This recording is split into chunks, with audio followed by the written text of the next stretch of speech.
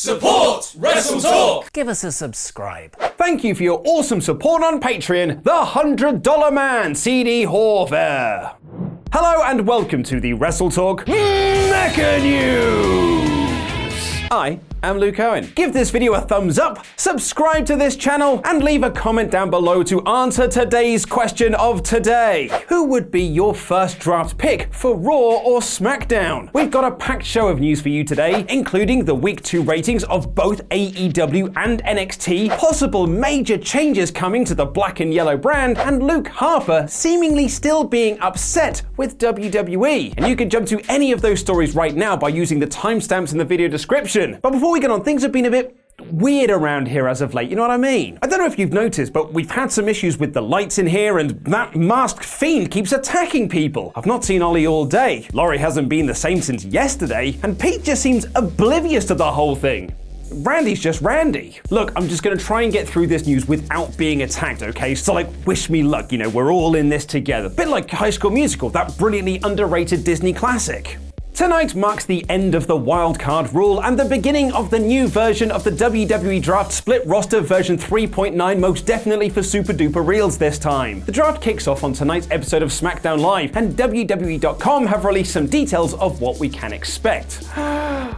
This version of the draft will see 71 wrestlers from Raw and SmackDown up for grabs, with Raw getting 3 picks for every 2 that SmackDown does due to the extra hour on Monday night. Tag teams are counted as 1 unless either Fox or USA Networks decides to split them up. Any undrafted wrestlers will be considered free agents and can sign with any brands. Fox and USA will be making the picks and celebrities will be discussing them, but Stephanie McMahon will be the actual person to announce them. And although there are 71 wrestlers up for grabs, not all of them will be available to draft tonight, as they've been split into 2 pools. One pool will be drafted tonight and the second pool will be saved for Monday. It's really quite simple when you think about it. WWE have announced that celebrities and personalities will be across both shows, including Michael Che and Colin Jost from this year's Andre the Giant Memorial Battle Royal, Christian Slater from Mr. Robot, The Real Housewives of New Jersey, and various Fox Sports commentators and analysts from the NFL, MLB, and Premier League Live. John Pollock of Post Wrestling has said the celebs won't actually be making any draft picks per se, and are said to be doing spots discussing strategy and analysis, while Stephanie McMahon will be in the role of announcing all the picks like a league commissioner would. The big names for Pool 1 tonight include Roman Reigns, Becky Lynch, The OC, The Fiend, Sasha Banks, Randy Orton, Braun Strowman, and Kevin Owens, with a few surprise names in there like 205 Live's Humberto Carrillo, Akira Tozawa, and former Cruiserweight champion Drew Gulak, which furthers the rumors that WWE might be dropping 205 Live entirely. Street Profits are also on the list to confirm their main roster jump, and Seth Rollins, Brock Lesnar, Charlotte Flair, and Daniel Bryan are in the list for the Raw portion of the draft. And interestingly, there are no NXT names in either pool, which seemingly confirms previous reports that there won't be any NXT call-ups in this draft. WWE also announced that tonight on SmackDown we'll see Seth Rollins versus Roman Reigns, with Rollins representing Raw and Roman repping SmackDown. Just in case you forgot he was a SmackDown guy, I sure did. With the winner getting their brand the first draft pick. So we're heading into our last 2 WWE shows with joint rosters. At least for now, until the ratings are bad and things change again. And Fox celebrated this by tweeting a memorial photo for the wild card rule. But looking at both lists, there is one name missing, and it's been revealed that's because they have a potentially serious injury.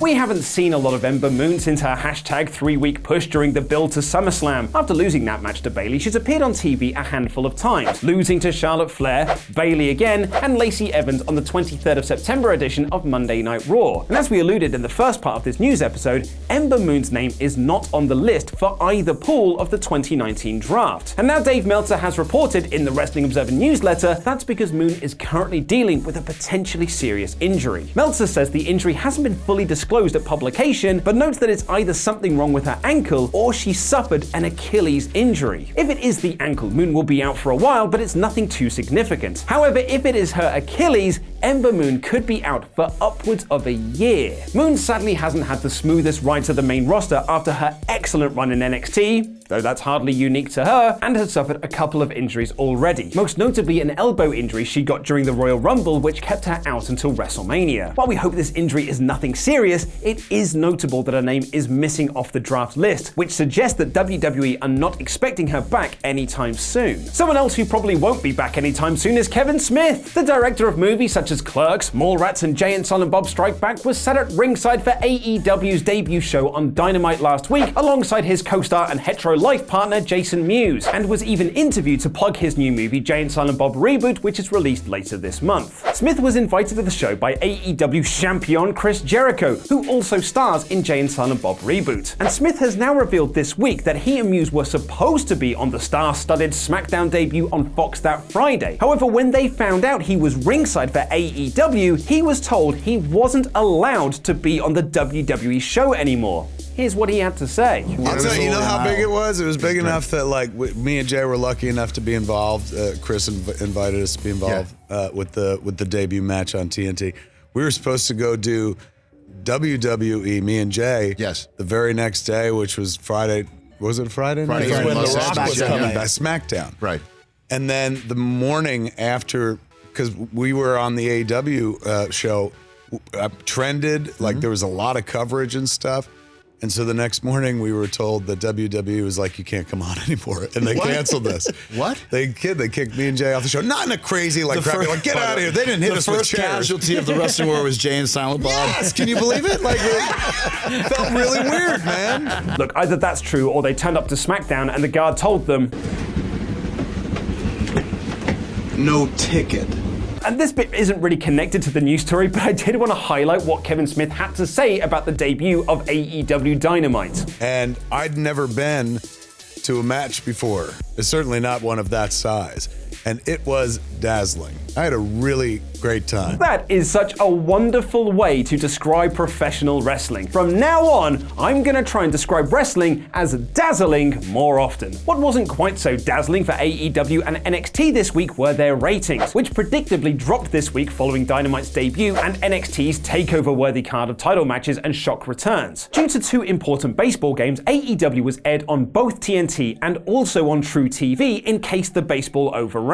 On TNT, AEW drew 1.018 million viewers and another 122,000 on True, giving them a total of 1.14 million, which is a drop of 19.2% from last week. According to industry experts, TNT's average drop week to week for shows is around 20%, but AEW only dropped that number if you include the True viewers as well. The positives for AEW is that it once again maintained over 1 million viewers, which is double the figure that TNT reportedly wanted. And it once again beat NXT in the key demos, including 18 to 49, with NXT only winning the over 50s. But what did you think of the shows? I scored Dynamite a very high AEW sum, and 34% of you agreed, while 57% thought it was a full 5 out of 5 show. For NXT, Laurie gave it a low undisputedly good, and 64% of you agreed. But in the overall AEW versus NXT war for Wednesday Night Supremacy, 67% felt that Dynamite was the better show, with only 24% voting for NXT. NXT also dropped in their ratings this week, losing 11.3% of last week's audience to pull in 790,000 viewers. It's been noted that while AEW's drop isn't great, it's worse for NXT as this is their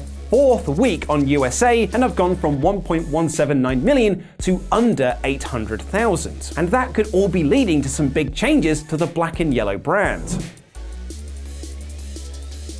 When it was first announced that NXT would be moving to the USA Network, it was reported that Vince McMahon would have no involvement in the show, with the whole thing being handled by Triple H and his team. Not only that, but despite AEW running bigger buildings, NXT was going to stay in Full Sail. However, Dave Meltzer reported that around 71 minutes into NXT broadcast last week, he got a text message from someone in production backstage saying, "We need to get out of this building." And that looks like it could be the case, as it's been reported by the Wrestling Observer newsletter that WWE have made inquiries to buildings across the US about shooting a television product there on Wednesday nights. According to Meltzer, these buildings would be around 5,000 seat capacity, the same size AEW is currently selling out. And the move date for NXT could be as early as January 2020. Meltzer adds that this was always the plan, even before the first rating came in. And NXT is only running Full Sail currently because the USA Network move was a late decision and there wasn't any time to book different arenas. With NXT NXT losing to AEW again in the ratings this week, could we be seeing more main roster stars move to the brand like Finn Balor did last week? Could we see other unhappy stars also move there? Someone like Luke Harper, for example. It's been a tumultuous 2019 for Luke Harper. After suffering an injury following SummerSlam last year, Harper told Creative that he was cleared to wrestle, but never heard anything back from them. This led to him posting a very honest open letter on Twitter where he highlighted his frustrations with the company for only working Access against Dominik Dijakovic over WrestleMania weekend, which actually got him a short spot in the Andre the Giant Memorial Battle Royal. Shortly after WrestleMania though, Harper posted another letter on Twitter, this time asking for his release from WWE. His request was turned down, and it was reported that WWE even added time to his contract because of his injury last year. Harper shockingly made a return to WWE at Clash of Champions last month, once again teaming with Eric Rowan to beat Roman Reigns, and was the man to eat the pinfall at Hell in a Cell in a tag match against Reigns and Daniel Bryan last Sunday. It has been reported that despite returning to TV, Harper has not signed a new contract with WWE, and it's still thought that he will be leaving next year. And Harper's Twitter displeasure appears to be reflecting that. He recently changed his Twitter bio to read that his DMs were wide effing open, which he then changed last month to read, DMs are wide open, WWE threatened to fine me, but it's cool when NXT talent cusses on Twitter.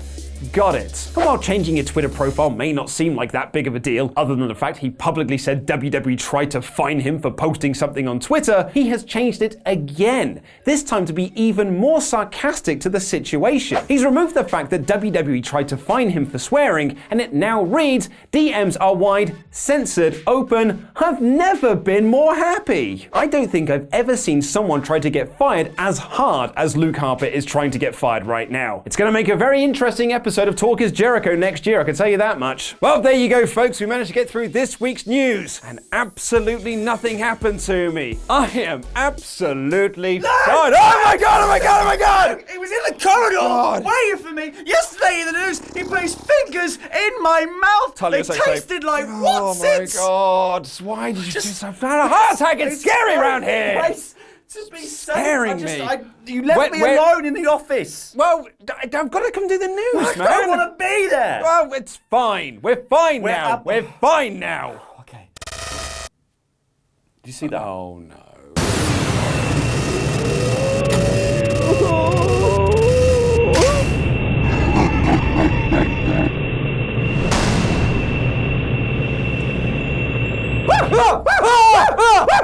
Laurie's here! Laurie's here! Get away from us, you fiend! You what did you call me? Called you a fiend. That's what you said in your video the other day. You said, I'm the fiend. Okay. Really didn't want this to happen today. Friend. It was friend. I said friend. You said fiend. No. Oh my god. Okay, right, look, I've got the original video here, okay, there's just probably there's probably an issue with the rendering or some kind of export issue. I've been having those recently. Look, here, just have a look at the actual original video.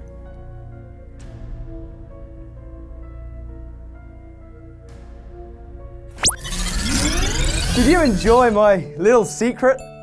I like to call him the Friend. But don't worry, he's here to protect you from working on Saturdays. Now, I will always light the way, SWAF Nation. All you have to do is let me in. Introduce myself. I'm Dave, I'm Pete's friend. I'll be hosting the SmackDown Rambles on Saturdays. Really excited to be here. Yeah, okay, yeah, fine, okay, I see. Yeah, makes sense. Right, but, oh god, oh. Okay, so yeah, right, you're Pete's mate, Dave. Yeah, just Dave. But what about the mask? Why are you running around in a mask scaring everybody? Mask. Well, hey, come on now. I mean, you debuted in a mask. Pete debuted in a mask. Isn't that kind of a thing? That does make sense. But that's kind of, it's like gimmick infringement, isn't it? Yeah, infringement. Oh, I don't know, man. Is it really gimmick infringement if infringement is the gimmick? Infringement. What about the mandible claw? You did the mandible claw to make you put your fingers in my mouth and it tasted like Watsons. Okay. Hey, whoa. Come on now. You were coughing, you were choking. I was trying to save your life, mate. Yeah, but all right, yeah. Thank you. But what about the what's it? What's it? Well, okay, what did you have for lunch that day? I had. It was what's it. That's what's it. They are very nice. All right, yeah, okay, so all that's fine, but what about Ollie? We haven't seen Ollie since he was in a video with you. Oh yeah, Ollie. Yeah, no, I met him earlier today again. Well, you know, he let me in to the building this morning. Yeah, okay, fine. Okay, yeah, fine, that makes sure, sense. Yeah. How'd you get a fob? No, not yet. Need to pick that up, actually. I'll speak to Jamie. She'll sort you out. Who's that? Yeah, she works on the front desk. Desk. Okay, cool. Well, I guess have fun on Saturdays then. I guess. Yes, absolutely. Yeah, cool. It's a new guy thing. I'm keeping your phone. Yeah. All right, well, Probably. good luck, bud. Cheers, Dave. Cheers, Dave. Just Dave. All right, see you later, mate. See ya. What's it? See you later, mate. It's all right.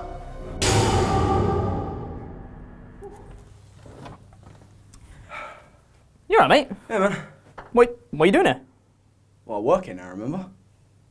You working Saturdays with me? Yeah. Sweet! Nice.